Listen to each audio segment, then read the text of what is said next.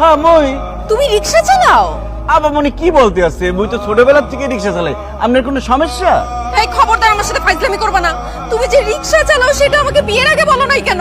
মুই আপনার কেন বলবো? আপনি কেডা? আমি কেডা মানে আমি তোমার বউ। আপনার চেহারা, চোখ, হাত, পা, গাল, গলা সবকিছু হুবহু আমার স্বামী সবুজের মতো। ম্যাডাম হইছে কি, এই দুনিয়াত এক চেহারা 7 জন মানুষ আছে। এর লিগেই আপনার স্বামীর সাথে মোর চেহারা মিলে গেছে, কিন্তু মুই আপনার স্বামী না। দোস্ত বাদ দে তো, তোর স্বামী রিকশা চালাতে যাবে কেন?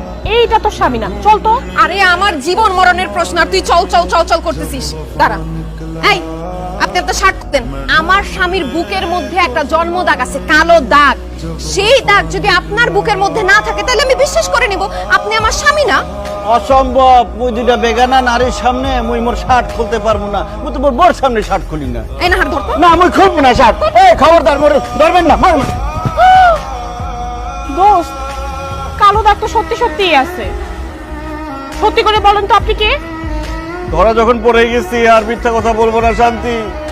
আমি লাল মিয়া না, আমি সবুজ, তোমার স্বামী। আমার চাকরি চলে গেছে তো, তাই রিক্সা চালাইতেছিলাম। কি আর করবো বলো? ছি শান্তি, ছি। তুই একটা রিক্সাওয়ালাকে ভালোবেসে বিয়ে করছিস? তুই এত সুন্দর একটা মেয়ে, ভার্সিটির সব ছেলে তোকে পছন্দ করতো, আর তুই রিক্সাওয়ালার সাথে সংসার করছিস। আমি তো তোর মতো দেখতে এত সুন্দর না, তারপরে আমার জামাই সরকারি চাকরি। আল্লাহ, তোর রুচি এত খারাপ! তোর স্বামীর পরিচয় জানার পর তো লজ্জা আমারই মাথায় হেঁটে যাচ্ছে। তোর সাথে আমি আর কোনো